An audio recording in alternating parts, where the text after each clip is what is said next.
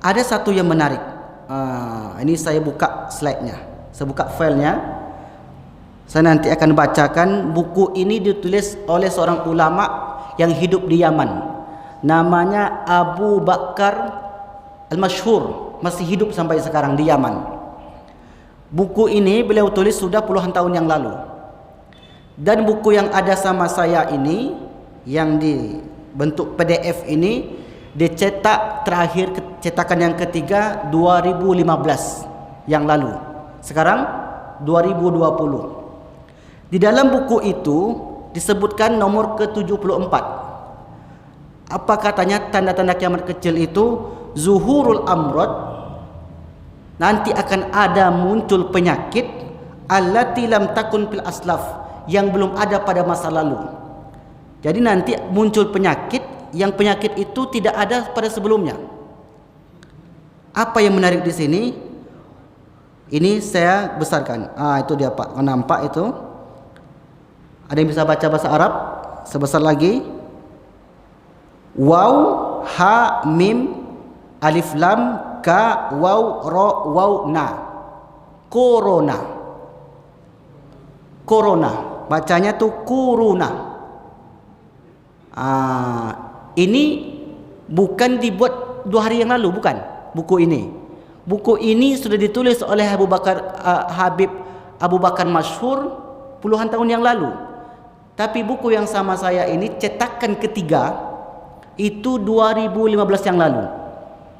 Artinya penulis itu menulis jauh sebelum itu, dan dia sudah bisa memprediksi akan ada nanti penyakit namanya corona. Tapi sekarang ternyata betul.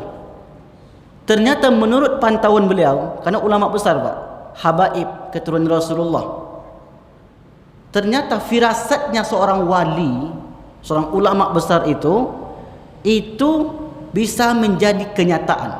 Makanya Nabi mengatakan ittaqu firasatal mu'min, takutlah kalian dengan firasat seorang mukmin. Firasat saja orang mukmin itu, orang berilmu, orang alim, maka takutlah kalian.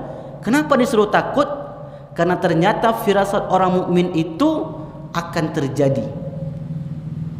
Nah, ini beliau Abu Bakar Masyhur ini, bukan Abu Bakar Ba'asyir ya. Jangan salah paham, salah dengar pula nanti. Tidak, bukan Abu Bakar Ba'asyir, Abu Bakar Masyhur. Ulama Yaman, dan bukunya ratusan, ulama besar. Di antara guru muridnya adalah Habib Al-Jupri. Banyak muridnya.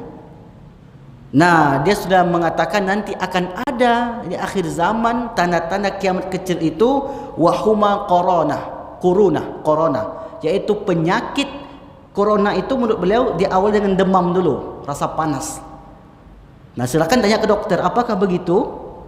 Karena beliau ini bukan dokter. Beliau ini hanya ulama tapi mengkaji. Rupanya diberi ilham oleh Allah Subhanahu wa taala bisa memprediksi munculnya penyakit corona. Luar biasa. Nah, dalam buku ini nama bukunya Al-Usus wal Muntalaqat, menceritakan tentang fenomena-fenomena akhir zaman. Nah, ini menunjukkan bahwa dia juga ditulis di situ influenza tuyur, adanya flu burung. Sudah ditulis ternyata puluhan tahun yang lalu. Oh, berarti hebat berarti. Dan terbaru wal khanazir, adanya flu babi.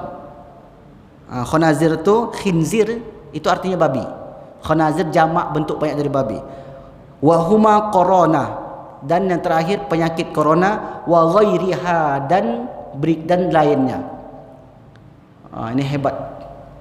Nah, artinya yang kita bahas di sini adalah bahwa penyakit yang beredar sekarang ini menunjukkan tanda-tanda kiamat kecil. Nah, itu yang kita bahas, yang kita inginkan dari teks yang ditulis oleh Abu Bakar Al-Masyhur.